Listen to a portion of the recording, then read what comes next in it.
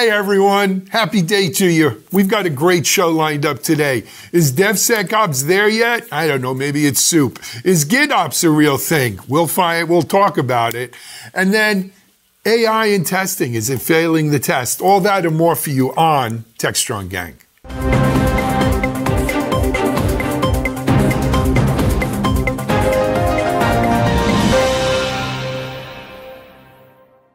Welcome back, everyone. Alan Schimmel here at Techstrong headquarters. Welcome to this episode of Techstrong Gang. Let me introduce you to our gang members for today. First of all, she's an editor here at Techstrong. She's core gang from deep down in the heart of Texas, Amanda Razzani. Hello, Amanda. How are you? Hello. Good. Nice to have you on with us today, Amanda. Joining us, Amanda and I, is our friend in MITRE, and she's a genuine gang member here, pretty in pink, if you don't mind me saying that. Tracy Bannon. Hey, Trace, how are you? Hello, everybody. I am doing really well, really well. Good. Glad to have you on. And then joining me, heralding from the Bronx, New York, here in Boca Raton for now, though, our Chief Content Officer, Mike Vizard. Hey, Mike. Hey, everybody. All righty. So, look, I've been out. I was out at KubeCon and then took a little time off. But I was watching a lot of the Techstrong Gangs while I was away. Great job, Mike and team, on making it happen. It was some quality events there. But let's dive into what we got today, right? And we're going to start off with a segment on DevSecOps. Is it soup yet? Is it there yet?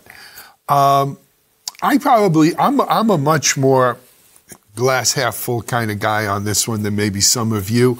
But Mike, what do you? I'm on the glass half empty side. You know, that's why. That's what makes it happen. I'm interested to see what Tracy is on it. I know she's gone back and forth on it. But anyway, what's behind this one? All right. So, Tracy, I'd love to get your opinion on this because the folks at JFrog put out a survey and they were saying, well, it looks like people are having developers spend 4 days a week on remediating vulnerabilities. But then their research team noted that they might be not spending their time on the right vulnerabilities because some of them are not quite as severe as the security folks would make out, and others are not actually present in their libraries or not internet facing. So what is your assessment of the state of DevSecOps? Part of my soul wonders, are we making a bigger fuss about this than it needs to be? We are not making a bigger fuss about it than it needs to be, but we're not addressing it as well as we could, right? Exactly to your point.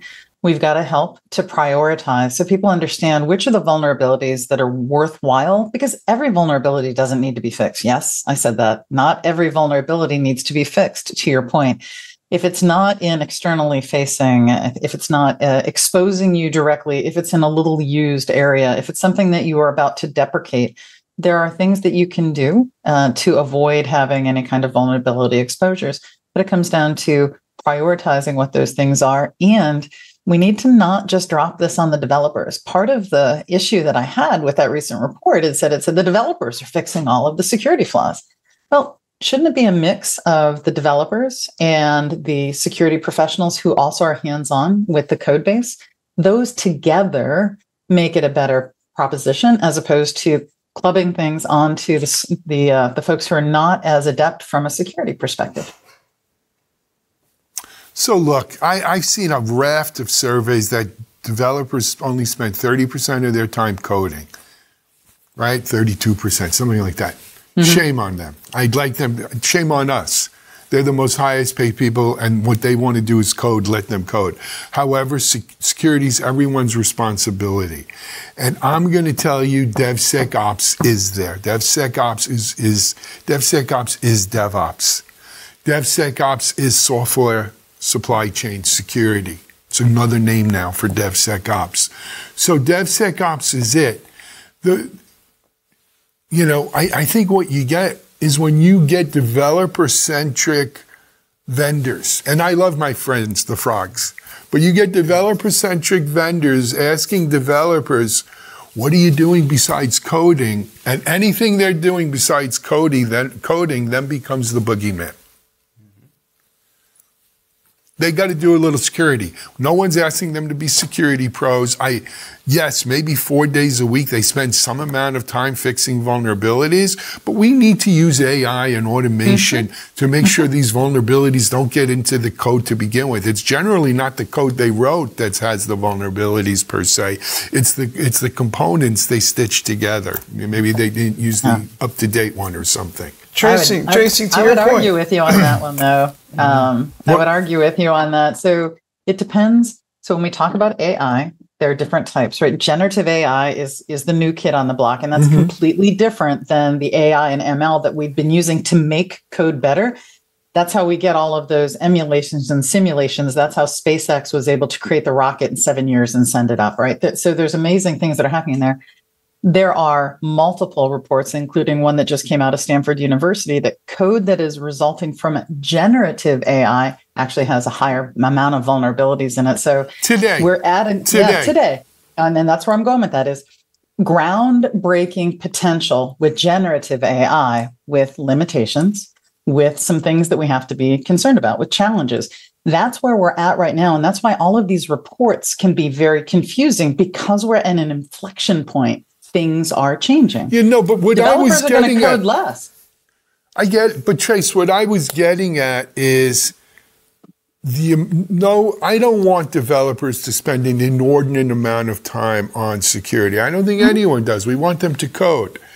But when most of your vulnerabilities are coming from third-party components, we need to do better. And whether it's generative AI or AI, ML, AI or some other types of automation, we need to do a better job of making sure that the code that's getting sucked into our code base is as vulnerability free as we can make it. So no disagreement. Yeah. No disagreement with that. And it's a balance. All of my code is not external. All of my code is not coming from open source. Right. So I'm just balancing you off, Alan, by saying, but about 75% is.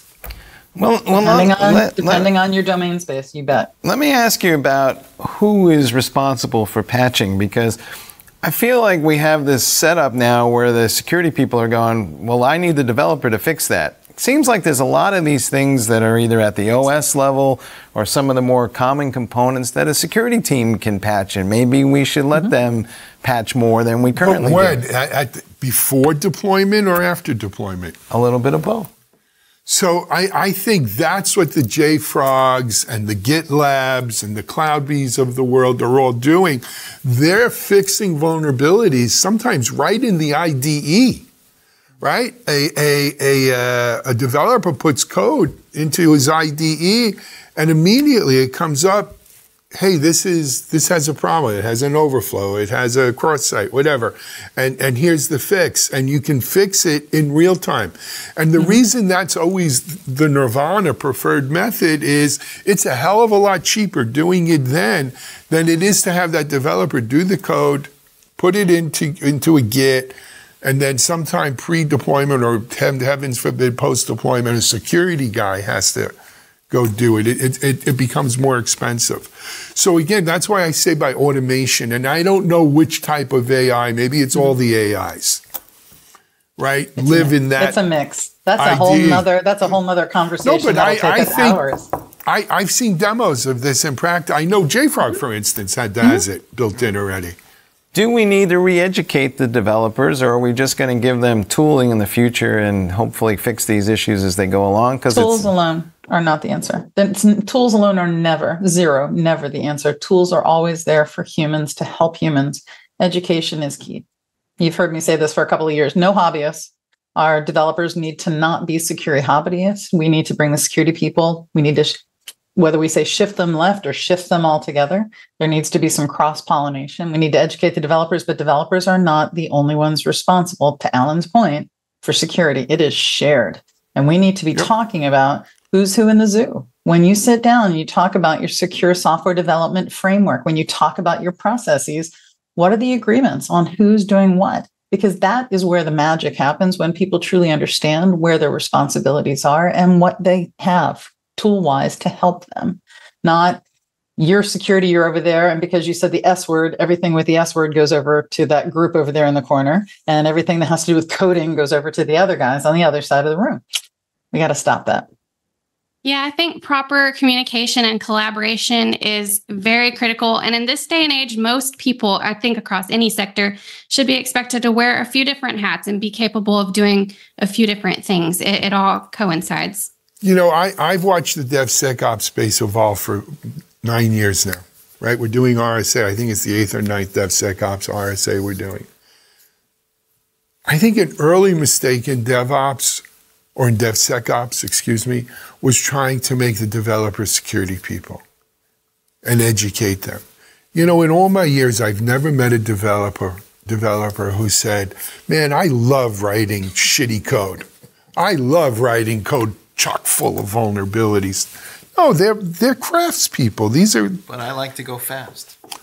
They don't say I like to go fast. They say I have to go fast because I got Correct. deadlines and everything. Right. And I think, quite frankly, when you look at some of the early DevSecOps companies, and I'm not going to name names, they try to make security tools for developers. Wrong, wrong, wrong. To Tracy's point, it's not the tools. What you want is you just want to impress on the developers security is quality. You can't go fast and be reckless, right? You want to go fast, you got to have quality too. It's not 2 out of 3 ain't bad. You got to have it all.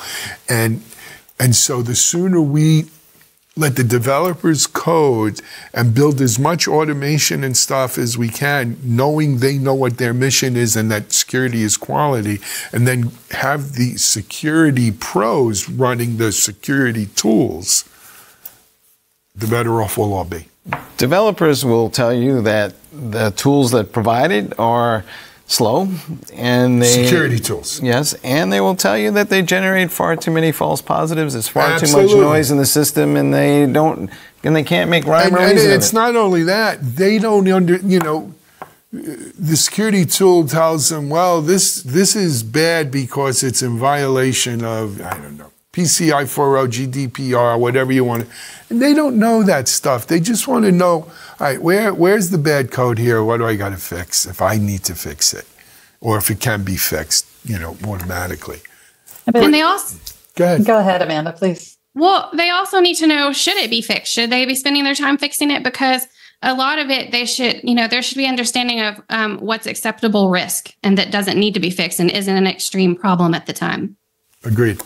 There's guidance that has to go with that, because at first they don't, until they're exposed to it, until they have help, I won't expect them to make that decision. So there needs to be, the architects, the engineers, the leadership, the security folks, they all need to be having the open, transparent conversation about what is acceptable risk.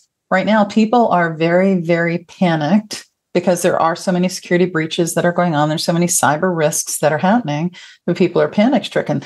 There's something out there? Yeah, it's a 3% chance. We need to fix that. Well, okay, let's scale it back and let's talk about the likelihoods and let's talk about what the potentiality is for that to be exploited. Don't throw that on the developer's back, Trace, right? No. That's what I'm saying. It is a group conversation. It should never be on any one person's back. I do want your opinions on the following, though, right? We have seen vendors start showing up with DevSecOps platforms. It's the next generation of CI/CD. Do we need to get to a whole new platform here and modernize it that way? Or can we achieve DevSecOps with our existing CI/CD platforms? Stop with the point solution. This is the whole point of DevOps Next, our research project coming out, right? And I learned this from Jody Bonsai, the CEO at Harness. The cobbling together of point solutions is never going to get us where we need to be. We need purpose-built platforms that have security equals quality built into the platform. I feel strongly on it. I'm in complete agreement. All the research that I've done, the organizations that I've talked with, it isn't often that I say yes. Yeah, no, I think it's the first, Trace. No, I think we should end it right here then. You know what? That's great. End it all now. Let me just say this. We're going to be talking a lot about this at our RSA DevSecOps and AI seminar, as they call it officially. It's an all-day Monday, May 6th at RSA. check out our site. We get your free pass to get in there. But for now, we're going to take a break. We'll be right back.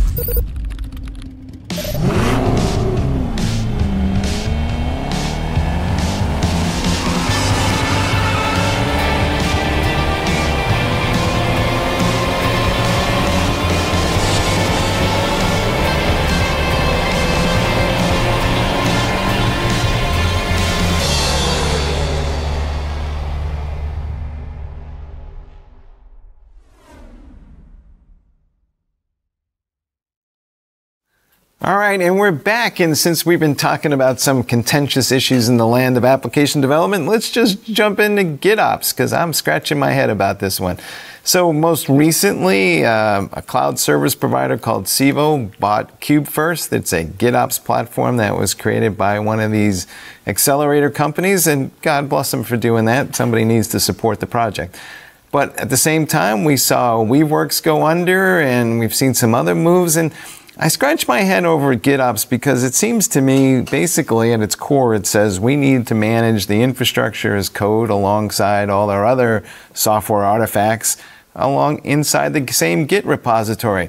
Upon further review, it strikes me as kind of, well, water is wet, sky is blue, and kind of obvious. So why are we calling this thing GitOps as a separate motion?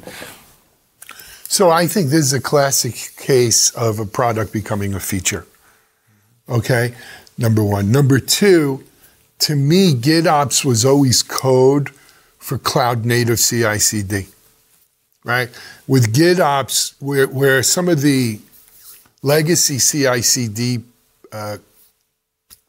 tools, such as Jenkins, really didn't work so good in a Kubernetes type of environment, GitOps was kind of designed from the ground up to work in that Kube environment, that cloud native environment. And so it got very, very popular. Argo, probably the most popular GitOps project out there, is I think the third largest project in CNCF, and that's out of 180 projects. The only one's bigger than Argo is Kubernetes itself and OpenTelemetry, right? And then Argo. So if there's that many people using it, developing it, downloading it, someone's sneaking it in somewhere, right? The issue is, though, does that make it a standalone tool? Does it make it a standalone product? Or is it a feature of a cloud? Or, another big, the people who were behind Argo for a long time were CodeFresh, our friend Dan Garfield. And they just got acquired, I think, right before KubeCon. I might have lost at this second who acquired them, but we could get to that. So I think, this is a classic technology play. Product becomes feature. It's not that it's not real. It's real. It's just not a product in and of itself. Tracy, thoughts? Of course I have a thought on this. Again, this is going to be a twofer for Alan. So yeah. I always go back to what the intentions are of GitOps, not selling you a product, but talking about infrastructure as code. One of the strongest things we can do, whether cloud or not, is make sure that we're codifying everything. Everything, documentation, everything is treated as code with a sole source of truth. Those are kind of those immutable principles that we have to follow. So GitOps, from that perspective, I don't like the fact that we have a different term for it. I don't like that we say GitOps. Why are we not just saying DevSecOps applied to infrastructure, applied to code, applied to testing, and applied to all of those things? So I tend to agree with Alan that we're overblowing it a bit by calling it GitOps, by selling people GitOps platforms. It's all about being declarative, right? It's all about being declarative. It got a leg up when it came to cloud native, but we can definitely apply it anytime we have anything that is driven by configurations that can be codified, anything. So you can do that on premises. You don't have to have cloud. It just got a leg up with cloud. We talked about this on a previous show while you were away, so I'd love to get your opinion on it. But GitOps, I was away. How am I supposed to know? Well, GitOps is GitOps not akin to like platform engineering, another term that we're throwing around but doesn't really mean anything? Well, no. Well, I have thoughts on platform engineering, and I'm going to come to that in a second. Look, it definitely was a term that was thrown around, and I give him my thoughts. It's code for cloud native. Here's what I found interesting, though. When I first got into DevOps, and we launched DevOps.com over 10 years ago now, infrastructure as code was a real thing, and it's still a real thing. But it went out of, like the cool kids stopped talking about it for a while there, right? It went out of favor. Recently, like in KubeCon in Paris 2 weeks ago, or a week ago, or however long ago it was. And even right before KubeCon, I was pitched by a couple of new companies who are in the infrastructure as code place, and they didn't use the GitOps word. They used infrastructure as code. They said, and Chase, you're probably not going to like, you won't agree with me on this one, because there was too much agreement. But generative infrastructure as code is a new company. That's not the company's name. I think the company's name is AppCD. But it's generative infrastructure as code, using generative AI to help with infrastructure as code. We interviewed a few folks in Paris. The core idea was once the application is written, you will apply generative AI to it to automatically configure the infrastructure as code required to deploy the application versus kind of the other way around. Sounds kind of cool. I don't know which is the cart and the horse here, but Tracy, thoughts? Well, so the cart and the horse, we could argue back and forth on it. I will say that generative AI right now, if it depends on who is creating the model, who is training the model, where that's being hosted. If you're leveraging publicly available models, they are much less fine-tuned to what you need. They have much more problems with security. If this group that is generating infrastructure has taken and either augmented with their own RAG, retrieval augmented, or if they have taken and done a fine-tuning on a model that they themselves are hosting, chances are that they are able to generate whatever the infrastructure could look like. But there's something people need to remember, and that is that generative AI is called non-deterministic.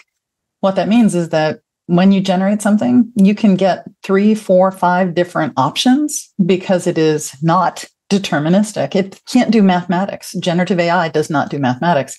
So while I agree that you could leverage some generative AI to help you jumpstart, I would not be dependent upon that wholly to do my infrastructure as code.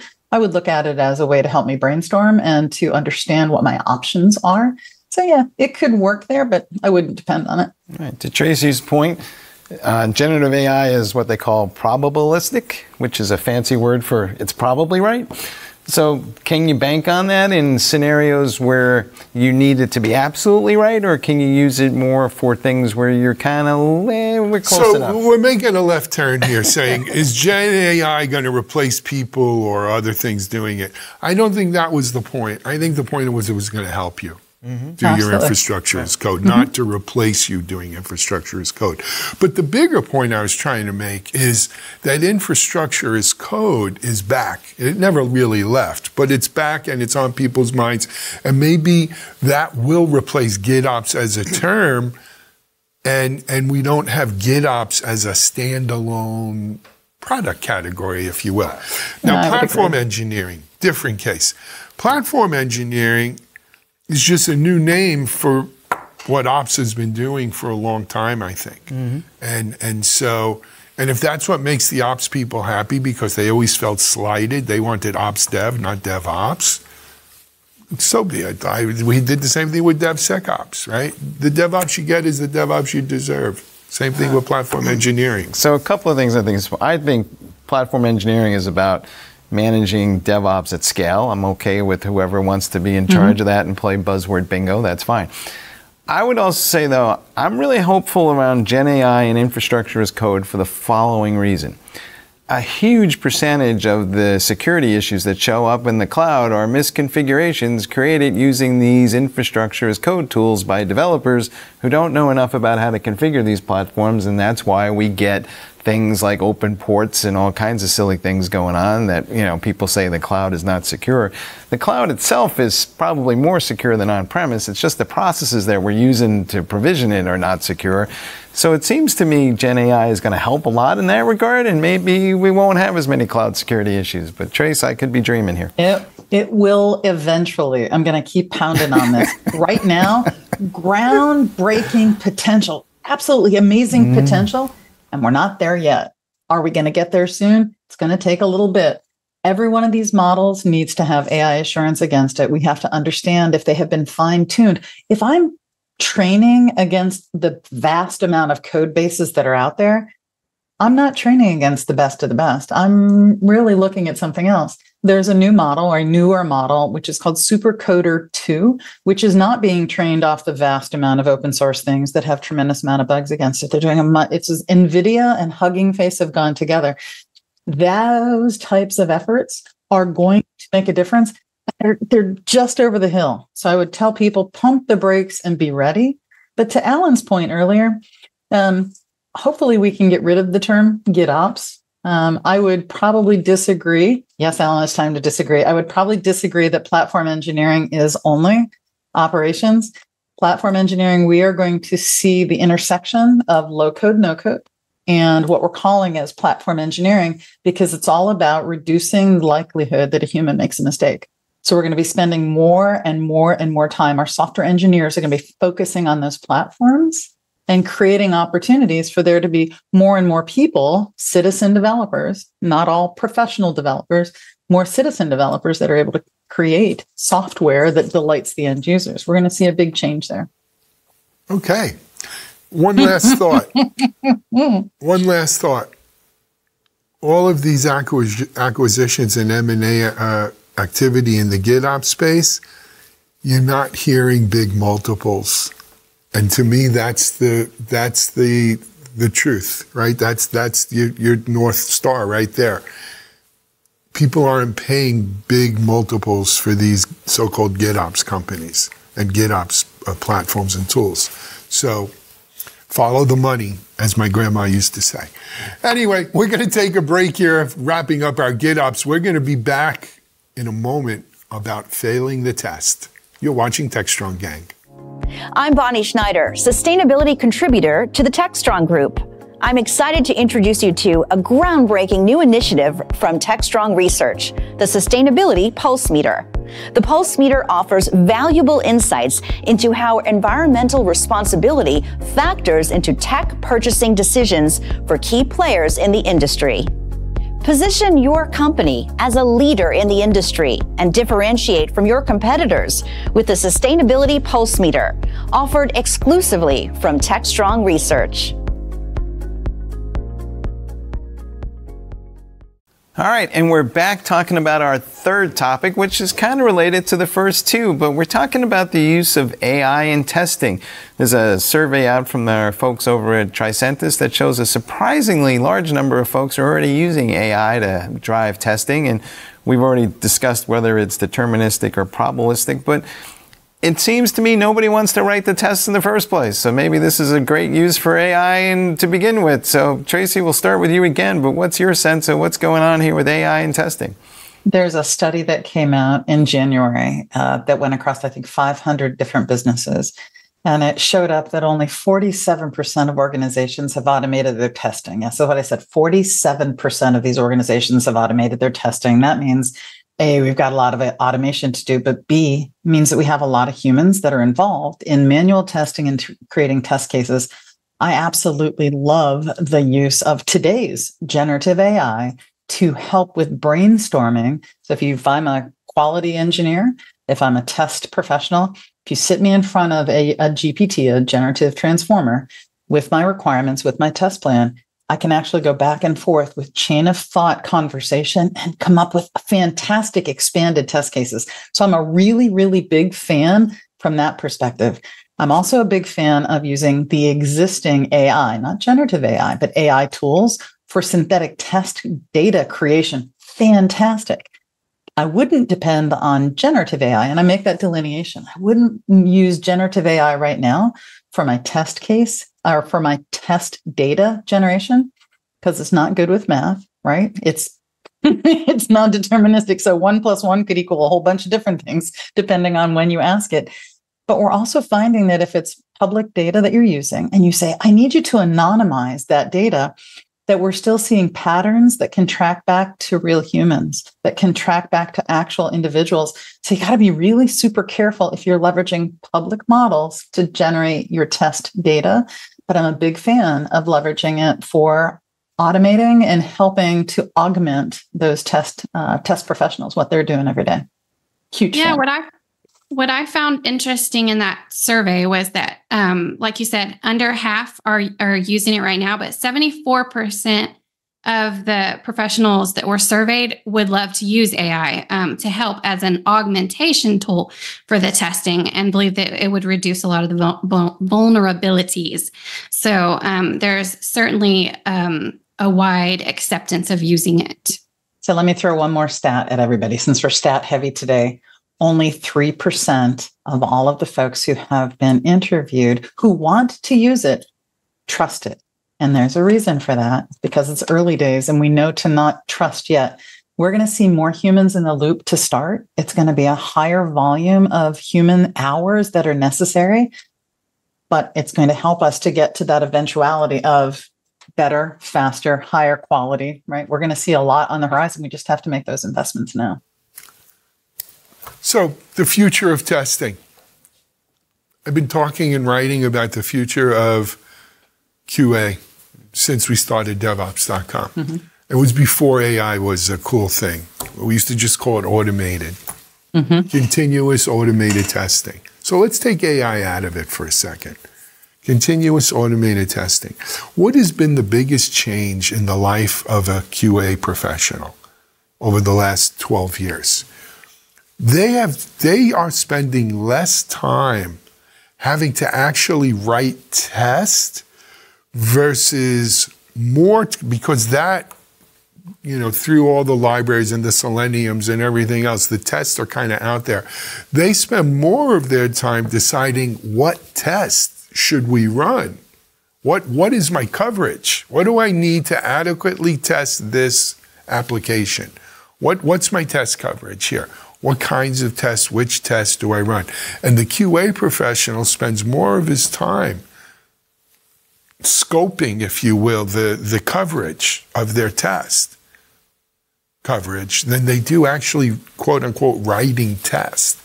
And I think that is where you can, whether it's generative AI or ML type of AI, and maybe a little of both, right? I think it can really help us better scope our test coverage.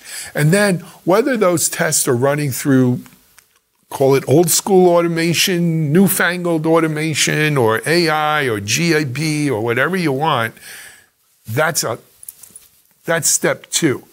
But in terms of figuring out our scope for coverage, I think it's going to continue to play a larger role. I think not all tests are the same, and it's getting hard to distinguish what can we shift left towards a developer that they can help them with their job without putting them in charge of the hen house per se, because you can't test your own code. Don't make your developer your tester. I think that's bad juju. Right? You just can't do that. Your developer has enough on his plate. He's not your tester. And we've said this, Mitchell Ashley and I host DevOps Unbound. Tricentis is the sponsor for 3 years. We've had this on multiple shows. QA professionals are not failed developers or junior developers or wannabe developers. They're QA professionals. Leave QA to the professionals, not the developers. One of the issues that has come up is that a lot of organizations rely on third-party services to run their tests, and that's expensive. Can we reduce the cost of that maybe because we can run more of these tests reliably ourselves? You want to talk expensive? Again, Mitchell and I doing Still Secure, the early 2000s, that was expensive, right? When you had to do unit testing and stuff, and you couldn't simulate, 5,000 iPhone 3s or something, whatever they were back then. That was expensive. Now, with everything virtualized in SaaS, I don't know if you could take the air out of that balloon by trying to do it yourself. I don't know if it results in that much savings. But let's say I do get an automated service. I know we've seen the emergence of these device as a service platforms for testing. They're considerably less expensive than what we were doing when we hired a small army of third-party testers to go, create and run these tests for us. That was like cost prohibitive, and maybe we didn't test enough. That it absolutely was. I mean, it was crazy. We just didn't have the equipment. Now that everything's virtualized in a SaaS, does it cost money? Yes. Is it money well spent? Yes. Tracy, our application quality, is it going to improve in the years ahead? Where are we? It is going to improve, as long as I think we're going to see it get worse before we get better, quite frankly. I think in the next 6 to 9 months, we may see some quality fumbles. We may see some breaches, depending on the organization, as they're rushing to change and try and improve with all of these new technologies and capabilities. However, we're going to see some really tight code. We are going to see automations, as Alan has said. We are going to see improvements in quality, dramatic improvements in quality over time. So in about 2 years, based on my research so far, I think we're going to start to see some pretty awesome things. Amanda, did the AI engine eat my testing homework? Is that what we're going to say? Well, I think AI is definitely going to be a helpful tool that we see in the testing process. But I also think if we can see more continuous testing through separate sprints all going at the same time would be helpful and more efficient. And I would just again reemphasize, not all testing is security related, right? There's UI testing, usability testing, scalability testing, right? There's so many different flavors of testing today that an AI helps in some of them, ML AI helps in others, old school automation helps in others.